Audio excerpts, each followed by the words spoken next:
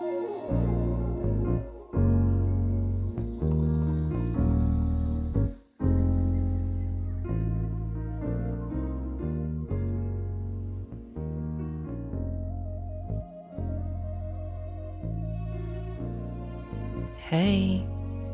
welcome back to Her Voice Unfiltered.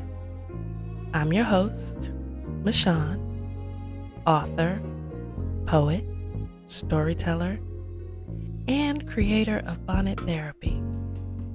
And as always, thank you for meeting me here so we can put some feeling to these words.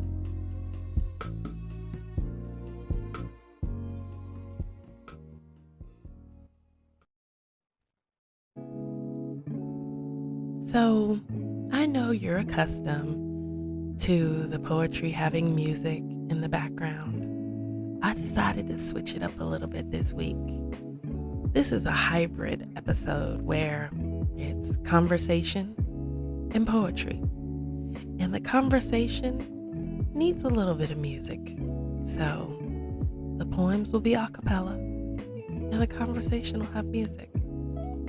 So, this week's episode feels so personal, not in a heavy way, but in a human way. Mother's Day just passed, and around this time of year, a lot of us start thinking about family, the people we come from, the people we miss, the people we're still healing from, the people who helped shape us, and the ones who stepped in and loved us when life got hard. And everybody knows family is complicated sometimes. But for some people, family feels safe. And for others, family can feel distant. And for a lot of us, it's a little bit of both. You know, I think one of the biggest lessons adulthood teaches you is that love doesn't always arrive through bloodlines. Sometimes the people who hold you together are friends, mentors, grandparents, coworkers, hey Miss Lisa, neighbors, church mothers, church sisters, hey Shakayla, hey Tasha, chosen sisters, hey Kia, and the one person who checked on you when nobody else noticed you were drowning. And I've been thinking a lot lately about the people who helped me survive seasons I never even realized I was surviving. The people who loved me through exhaustion, through heartbreak, and I've had some of those, through growth and through becoming. Because sometimes we don't recognize support while we're receiving it. Sometimes we only realize later, oh, that person was carrying part of my weight. And now that I'm older, now that I'm a mother, now that I'm a grandmother, I understand sacrifice differently. I understand how much love exists in the small things. The rides, the phone calls, the late night prayers, the text me when you make it home safe, the meals people made when they barely had enough for themselves. That's family too. And if I'm honest, being the strong one can get real heavy sometimes. Because people get used to your strength. They get used to you carrying everything gracefully. And after a while, Nobody asks if the strong person is tired. But you see, generational healing has taught me something important. Strength is beautiful, but softness matters too. Being emotionally honest matters even more. I think a lot of us come from generations where survival was the priority, not feelings, not vulnerability, not mental health, not rest, just survival. And now, here we are, trying to heal things our families didn't even have a language for yet. Trying to become emotionally available adults when a lot of people who raised us were emotionally exhausted themselves. And honestly, that deserves grace. So, before we move into this first poem, I just want to say this. To the people who showed up for us, thank you. To the people trying to break unhealthy cycles, I see you. I really see you. And to the people still figuring out what family means to them, you are not alone. This first piece is called The Hands That Raised Me.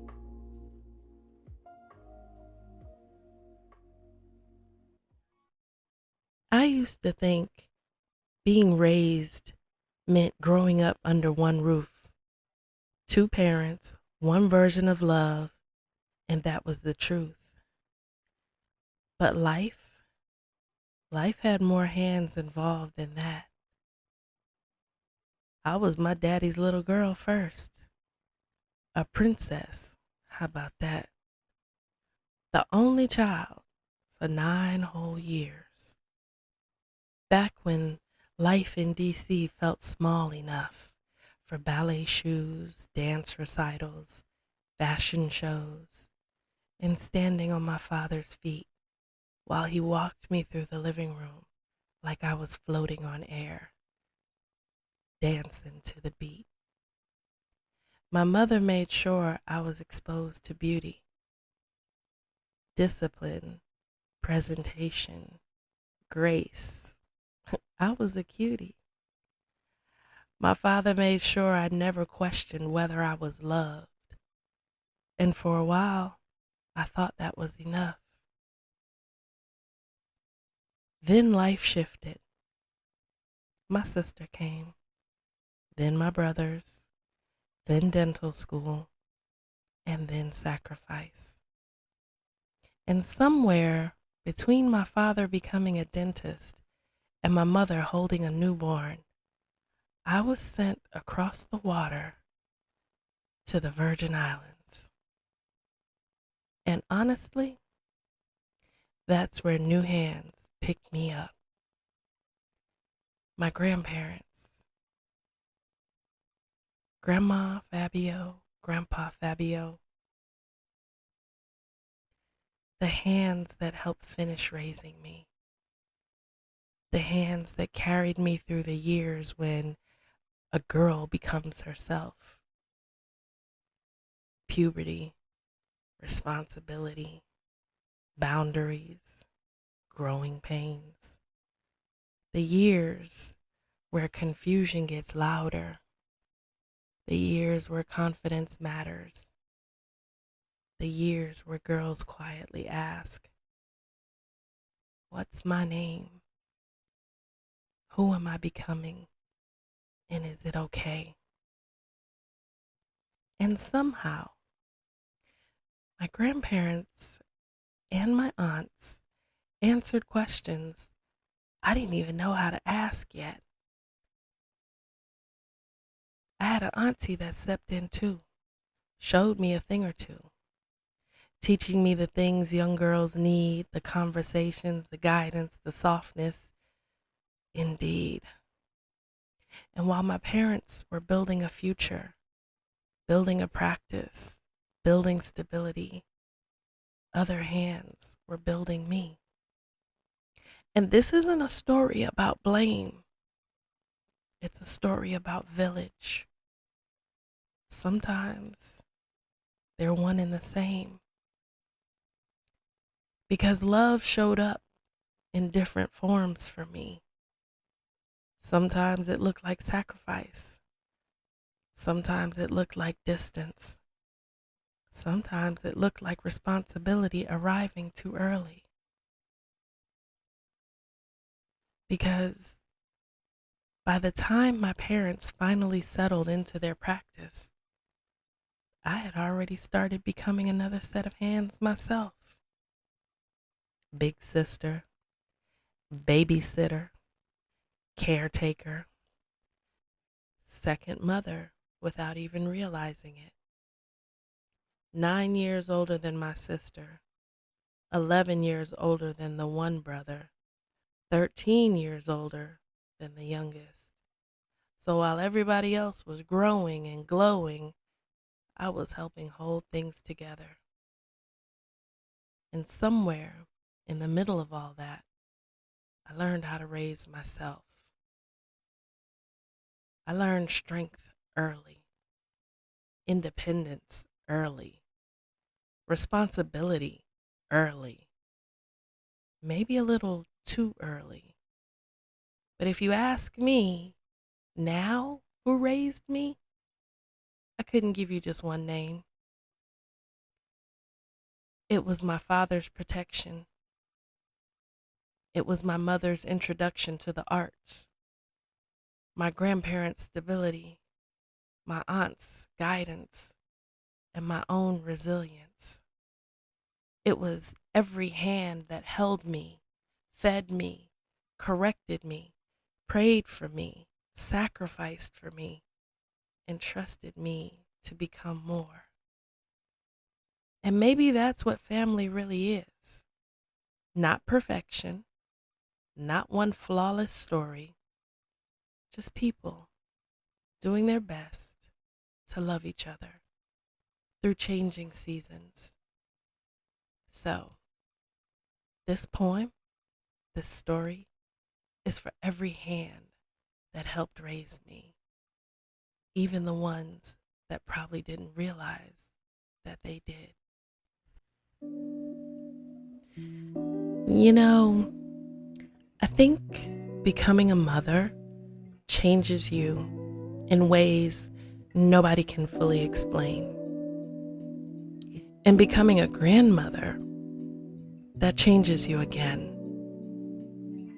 Because suddenly, you're not just thinking about survival anymore. You start thinking about legacy. You start paying attention to the things that get passed down. Not just eye color, facial features, hair texture, but habits, responses, communication, trauma, tenderness, silence, strength, and spirituality. And I think a lot of us reach a point in adulthood where we quietly ask ourselves, what stops with me? What ends here? What unhealthy patterns stop right here with me? What emotional wounds stop here? What survival mechanisms do I no longer want my children or grandchildren carrying? Because generational healing, oh, it sounds beautiful online, but in real life, it's hard work. It's apologizing when your pride wants to stay silent. It's learning emotional language you never saw molded consistently. It's choosing silence when life taught you hardness kept you safe. And being the strong one, that role can become very heavy, especially when people get comfortable with your strength. People start assuming you don't need support because you carry things so well. But strong people get tired too. Strong people need somewhere safe to land. Strong people need to be poured into also. I spent a lot of my life being responsible, being dependable, being the one who could handle it. And while I'm proud of that woman, I'm also learning that healing means I don't always have to carry everything alone. That lesson took me years to learn. Because sometimes strength becomes armor, and armor protects you, but it can also isolate you. So now, I'm learning balance, how to still be strong without abandoning softness, how to lead without emotionally disappearing inside of leadership, how to love people without losing myself trying to save everybody. And honestly, motherhood taught me that. And baby, grandmotherhood deepened it. Because when you look at the younger generations, you start realizing they don't just need providers. They need emotionally healthy examples too. They need honesty. They need safety, grace, presence, not perfection. And maybe that's part of the healing too. Accepting that we can love our families deeply while still acknowledging the things we're trying to do better. That doesn't dishonor where we came from. It honors growth. And I think every generation is supposed to build a bridge a little further than the one before them.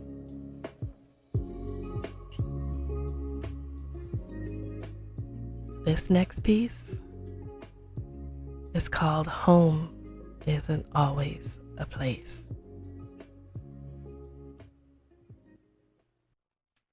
I used to think home was an address, a street name, a bedroom, a house with familiar walls. But life kept moving me. DC, St. Croix, St. Thomas, Ohio, St. Croix again, Florida, Texas. Different reasons, different seasons, different versions of me. And somewhere along the way, I realized home was never really brick and mortar, because some houses didn't feel safe, and some people did. Home was comfort of the routine. Ballet classes every Saturday, the sound of my dad in the kitchen at sunrise, the comfort of knowing somebody was awake before me, prayers whispered low enough to sound like breathing. Home was laughter traveling through rooms. It was being known, corrected, fed, protected. Sometimes home looked like sacrifice. Parents working long hours, trying to build something bigger than exhaustion.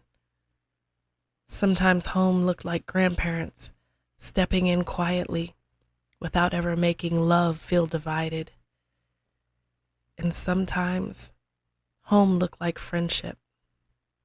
The people who checked on me without needing a reason.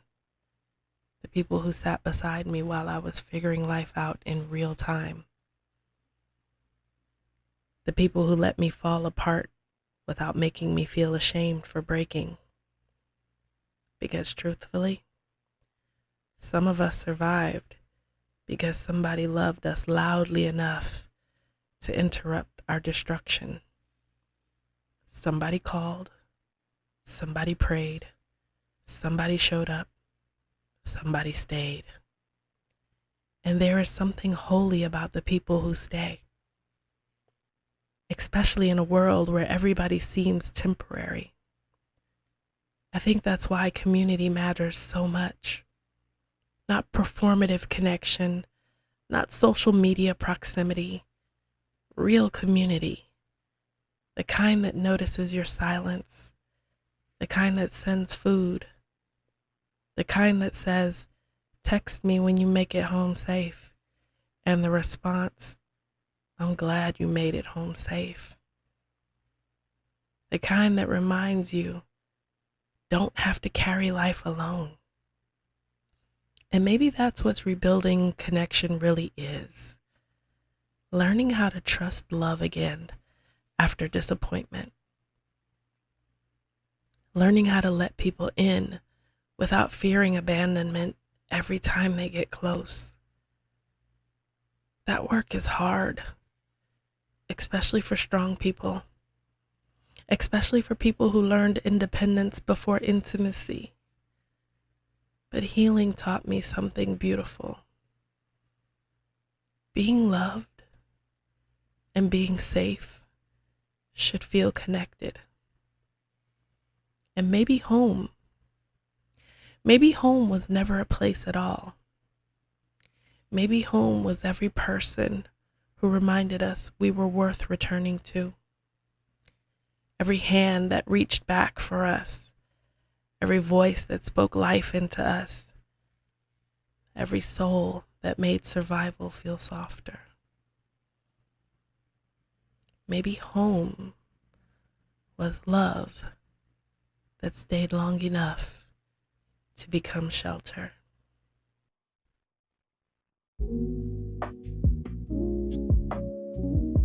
You know, when people talk about family, they usually talk about blood. But some of the deepest love I've ever experienced came from people I wasn't biologically connected to at all. And I think that's important to say out loud. Because chosen family is real. Sometimes life introduces you to people who step into broken spaces and love you like they were assigned to your healing. For me, that looked like Kenneth's family. His sister Nakia, who honestly became one of my closest friends. His stepmom, Miss Yvonne, his stepdad, Rick, his family circle. People who embraced me, included me, loved me, not because they had to, but because they chose to. And timing matters in life, because around that season, loss was everywhere. His mother passed from COVID earlier in 2021. Then my father passed from COVID that same year. And grief changes people. Sometimes grief brings family closer. Sometimes grief creates distance. And sometimes people are hurting so deeply, they start looking for somewhere to place their pain. And if I'm honest, there were moments where I felt like my own family didn't know how to hold me anymore. Everybody was grieving differently. Everybody was hurting differently. And somewhere inside all that pain, I felt alone. But Kenneth's family, They stepped in quietly, inviting me to dinners, holidays, family functions, everyday moments, not as an outsider, as family. And when you experience that kind of love, that kind of acceptance, it changes you. I think that's part of why walking away from that relationship was so difficult. Because after what seemed like a lifetime, it wasn't just romantic attachment anymore. It was connection, history, community, routine. It was hearing familiar voices in the kitchen, knowing where you belong during holidays, having people ask if you made it home safe. That matters. And children bring an even different dynamic to the situation. Every time his daughter came to visit, I wanted her to feel loved, safe, seen, welcomed. I never wanted her to feel like she was just visiting. So I loved her intentionally, the same way I would want somebody to love mine. Because love, real love, shows up in consistency. And I think sometimes we underestimate how healing community can be. Not perfect people, not flawless relationships, just people who show up, who sit beside you in grief, who answer the phone, who create space for you at the table. People who remind you that abandonment is not the end of your story. And rebuilding connection after loss, that takes courage, especially when you've experienced disappointment, especially when trust has been bruised. But healing taught me something beautiful. You don't have to stop loving people just because seasons change. You can honor what was without forcing what no longer fits. And you can carry gratitude without carrying yourself backwards. So today, I honor the people who showed up for me when life felt unbearably heavy, and the people who loved me through grief,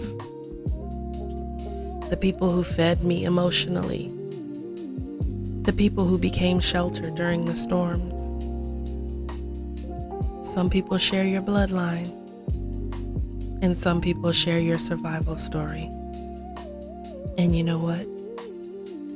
Both matter. And maybe family, in its purest form, is simply the people who help you keep going when life tries to convince you to give up. And with that, let's close things out together. This last piece is called family. Family isn't always blood. Sometimes it's the people who answer the phone while you were trying not to fall apart.